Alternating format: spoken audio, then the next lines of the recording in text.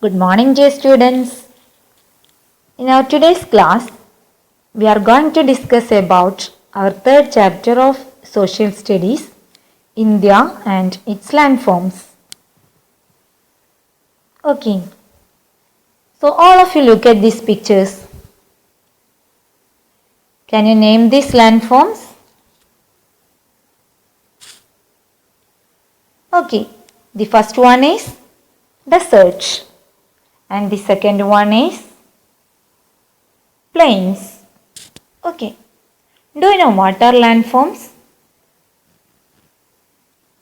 We know the earth is not the same everywhere. At some places it is raised, while at some places it is flat. Okay, these features are called landforms. Different plants and animals are found in different landforms. Landforms like mountains, plains, plateaus, and deserts are some of the physical features of a country. Different countries have different physical features. Okay. So in this chapter, we will learn about the landforms of India and to find out about the features of these landforms. Okay. So let's start our chapter. Here we will learn about India's landforms. Okay. India has a variety of landforms. We can find sandy beaches, snow-covered mountain ranges, steep plateaus, lush green plains and deserts within its boundaries. All these are home to a number of animals and birds. All of you look at this picture of India. We can see the map of India here. Okay, our country is divided into 6 natural regions based on its landforms. There are northern mountains, northern plains, Thar desert, southern plateau, coastal plains and islands. Okay, all of you identify these 6 natural regions. Okay, let's study about this in detail. The northern mountains. Mountains are high landforms that rise above the surrounding land. These are the highest natural structures on the earth. A chain of mountains is called a mountain range. Okay, we can see the northern mountains in Indian map. Isn't? What are mountains? Yes, mountains are high landforms that rise above the surrounding land. These are the highest natural structures on the earth. So mountains are high landforms that rise above the surrounding land. A chain of mountains is called a mountain range. The highest mountain range in India is the Himalaya. The highest mountain in the world, Mount Everest in Nepal, lies in this mountain range. The higher ranges of the Himalayas have snow-covered mountains.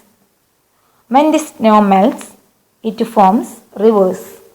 Many large rivers such as Ganga and Brahmaputra originate in the Himalayas.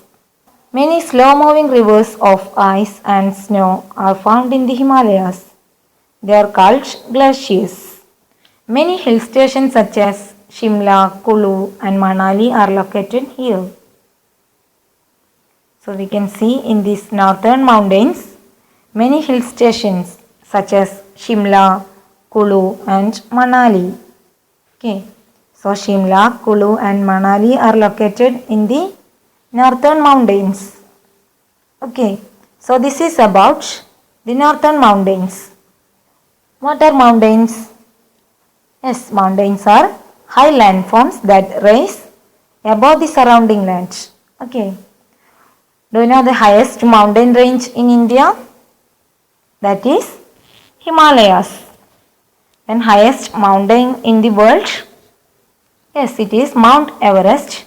It is located in Nepal This also lies in this mountain range. Okay.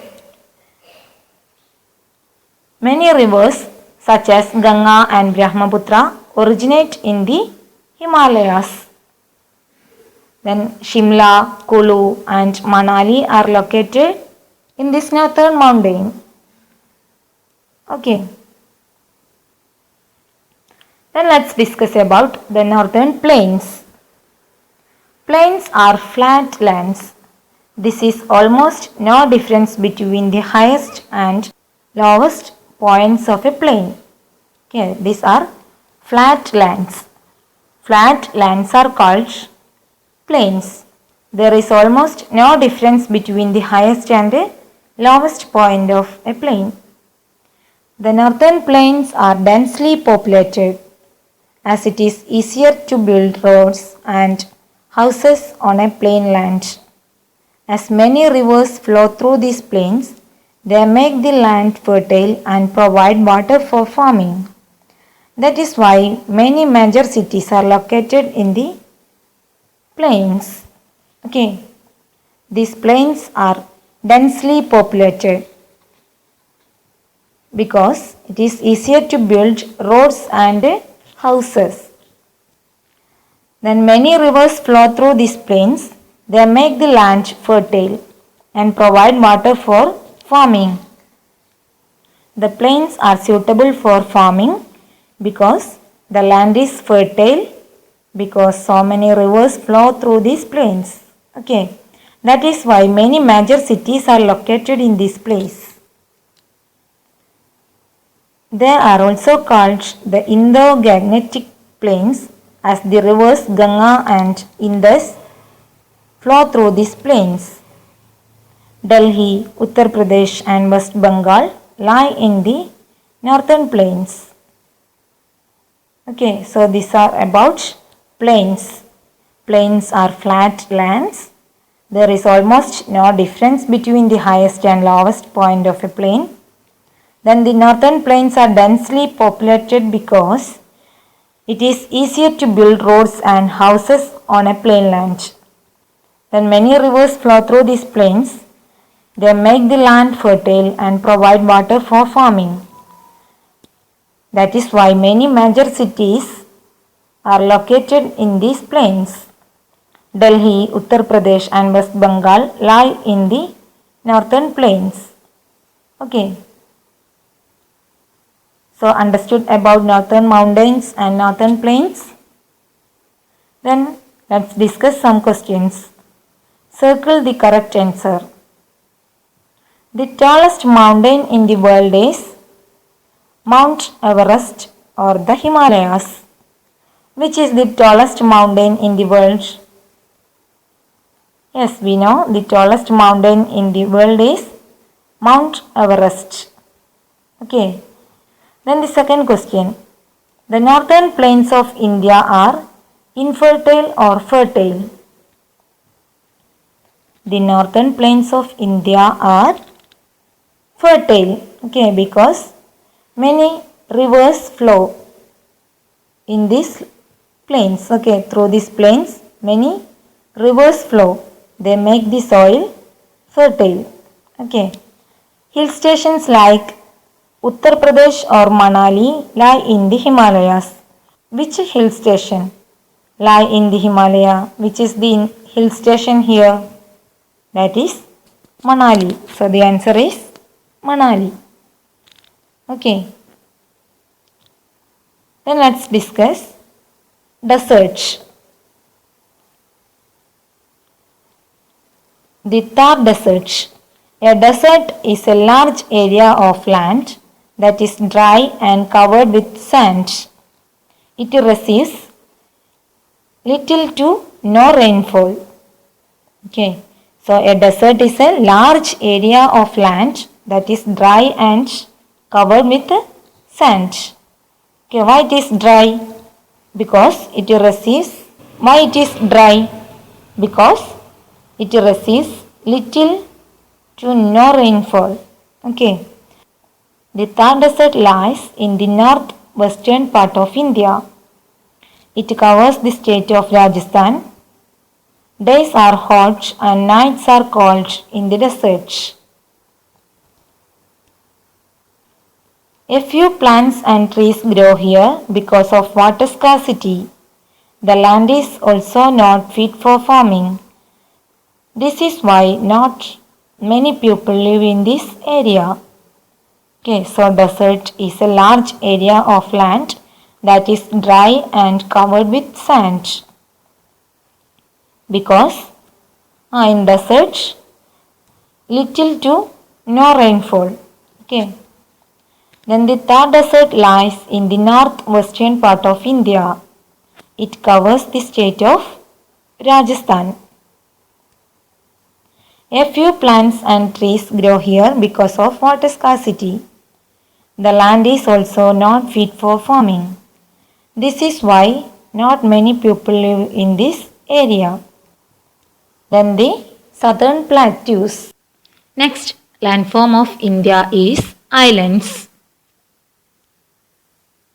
What are islands? Any land area surrounded by water on all sides is called an island. Okay, any land area surrounded by water on all sides is called an island. India has two groups of islands, the Andaman and Nicobar Islands and the Lakshadweep Islands. Okay, we have two groups of islands, the Andaman and Nicobar Islands and the Lakshadweep Islands. The Andaman and Nicobar Islands lie in the Bay of Bengal, whereas the Lakshadweep Islands lie in the Arabian Sea. Okay. In India, there are two groups of islands. First one, Andaman and Nicobar. These islands lie in the Bay of Bengal. Then, the Lakshadweep Islands lie in the Arabian Sea. Okay. So, what are islands? Any land surrounded by water on all sides. On all sides is called an island. Okay. And look at the questions. Answer in one sentence. How is the climate of coastal plains? The question is, how is the climate of coastal plains? Yes, we know the climate of coastal plains is neither too hot nor too cold. Okay, so the answer is, the climate of coastal plains is neither too hot nor too cold. What is an island?